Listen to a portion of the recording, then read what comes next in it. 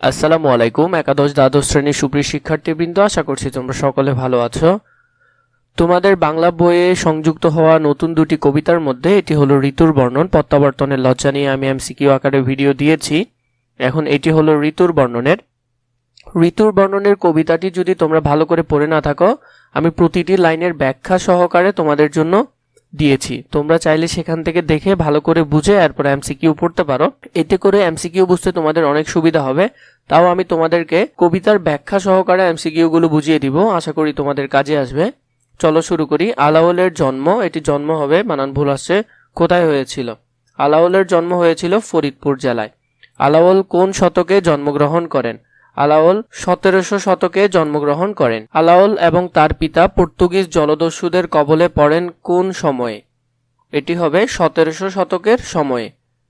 আলাওল কোথায় উপস্থিত হয়ে বেঁচে যান? আলাওল আরাকানে উপস্থিত হয়ে বেঁচে যান। আলাওল রাজসভায় কোন রাজার সেনাদলে কাজ পেয়েছিলেন? সেটি হবে আরাকান রাজার। আলাওলের পৃষ্ঠপোষক মগন ঠাকুর ছিলেন, তিনি রাজ দরবারের প্রধান আমাত্য ছিলেন। আলাওল কোন কাব্য রচনা করেন? আলাওল পদ্মাবতী কাব্য রচনা করেন, এটি বেশি গুরুত্বপূর্ণ, ভালো করে দেখবে। আলাওল কাব্য চর্চার জন্য কোন ভাষাগুলিতে পারদর্শী ছিলেন? উত্তর হবে সংস্কৃত, ফার্সি এবং আরবি ভাষায় পারদর্শী ছিলেন। আলাওল কোন সালে মৃত্যুবরণ করেন? আলাওল 1680 সালে মৃত্যুবরণ করেন। এরপর দেখো, কবিতায় প্রথমে কোন ঋতুর বর্ণনা দেওয়া হয়েছে? আমরা কবিতার প্রথম লাইনে যদি খেয়াল করি, তাহলে ওরা প্রথমে বলেছে প্রথমে বসন্ত ঋতু, তাহলে প্রথম লাইনে বসন্ত ঋতুর কথা উল্লেখ আছে, তাহলে আমরা উত্তর দিব খ, বসন্ত ঋতু। মলয়া সমীর কথাটি কোন ঋতুকে নির্দেশ করে? মলয়া সমীর মানে হলো, আমরা দেখেছি মলয়া সমীর মানে স্নিগ্ধ, দক্ষিণা স্নিগ্ধ বাতাস। এখন দক্ষিণা স্নিগ্ধ বাতাস কখন থাকে? নিশ্চয় বসন্তের সময়, তাহলে উত্তর হবে বসন্ত। এরপর দেখো, কুকিল কলরব শব্দটি কিসের সঙ্গে সম্পর্কিত, মানে কোন ঋতুর সঙ্গে সম্পর্কিত? এখানে এটিরও উত্তর হবে বসন্ত ঋতু। আমরা কবিতায় দেখেছি বসন্তের সময় কুকিল ডাকে সবদিকে এবং সবদিকে ফুল ফুটে, তাই মুখরিত একটি ব্যাপার থাকে।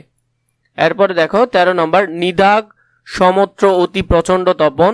নিদাগ আমরা কবিতায় দেখেছি নিদাগ শব্দের অর্থ হলো যে গ্রীষ্মকাল, তাহলে এখানে বলেছে কোন ঋতুর বর্ণনা আছে? এখান থেকে একটু দেখে নাও। দেখো, নিদাগ অর্থ হলো যে গ্রীষ্মকাল, তাহলে আমরা উত্তর দিতে পারতেছি গ্রীষ্মকালে। এরপর দেখো, শুনিতে যুবক মনে জাগে অনুভব কথাটি কোন ঋতুর প্রভাব নির্দেশ করে? এটিও হবে বসন্ত ঋতু। যুবক মনে জাগে অনুভব, আমরা কবিতা যখন পড়েছি তখন দেখেছি কোকিলের ডাক, এই বসন্তের সময় এত সুন্দর ফুল, স্নিগ্ধ বাতাস, এগুলোর কারণে যুবকদের মনে বিভিন্ন ধরনের প্রেম ভালোবাসা জাগে, তাই এখানে বলেছে অনুভব কথাটি। এটি কোন ঋতু? তাহলে বসন্ত ঋতু। বিচিত্র বসন দিয়ে কি বোঝানো হয়েছে? বিচিত্র বসন, বসন মানে হলো পোশাক, আর বিচিত্র মানে বিভিন্ন ধরনের, তাহলে কি? বিভিন্ন ধরনের পোশাক। এটি আমরা কখন পড়ি? নিশ্চয় বসন্তের সময় আমরা বিভিন্ন ধরনের পোশাক পরে থাকি। এরপর দেখো, পুষ্পরিত সুরঙ্গ শব্দটি কোন ঋতুর সৌন্দর্য বর্ণনা করেছে? এটি কবিতা থেকে যদি আমরা দেখি, দেখো কবিতায় ছিল পুষ্পরিত সুরঙ্গ মল্লী লবঙ্গ গুলাল। পুষ্পরিত মানে সুন্দর রঙের ফুল, পুষ্পরিত মানে বিভিন্ন ধরনের সুন্দর রঙের ফুল। এখানে মল্লী মানে হলো বেলি ফুল, এবং লবঙ্গ মানে আমরা একটা লবঙ্গ মশলা দেখি, লবঙ্গ যেটিকে বলি, কিন্তু সেটি যখন কাঁচা আকারে থাকে তখন সেটি লাল রঙের ফুল থাকে। এবং গুলাল শব্দের অর্থ হলো যে অতি মাত্রায় লাল, তাহলে আমরা দেখতেছি এখানে একটি ফুলের কথা বলছে, পুষ্পরিত সুরঙ্গ, তাহলে এটি নিশ্চয়ই বসন্তের সময়। পুষ্পরিত, এটিও উত্তর হবে বসন্তের সময়। গরজিত শব্দটি কোন ঋতুর সাথে সম্পর্কিত? গরজিত শব্দটি কোন ঋতুর সাথে সম্পর্কিত? এটি হবে বর্ষার সময়, কারণ আমরা দেখেছি কবিতার মধ্যে গরজিত শব্দটি ছিল যখন মেঘ ডাকে আকাশে, এই সময় নিশ্চয় মেঘ ডাকে বর্ষার সময়। চন্দন চম্পক মল্ল মলয়া পবন, এই লাইনটি কোন ঋতু নির্দেশ করে? চলো আমরা কবিতা থেকে একটু দেখে নিই।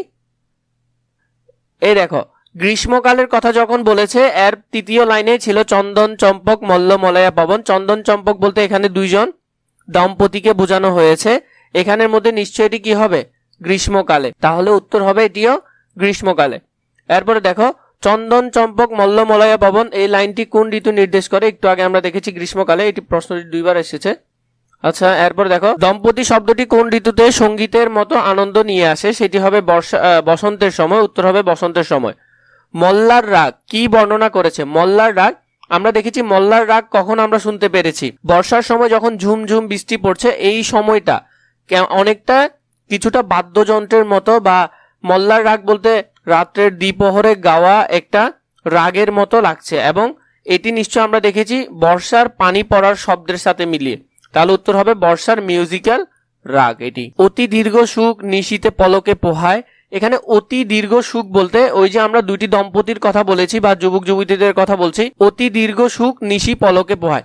শীতের সময় রাত কিন্তু অনেক বড় হয়, কিন্তু তাও দম্পতিদের মনে হচ্ছে এত বড় রাতটাও যেমন কি এক নিমিষে শেষ হয়ে যাচ্ছে। তাহলে এটি কিসের সময় দেখেছি? শীতের সময়। তাহলে উত্তর হবে শীত।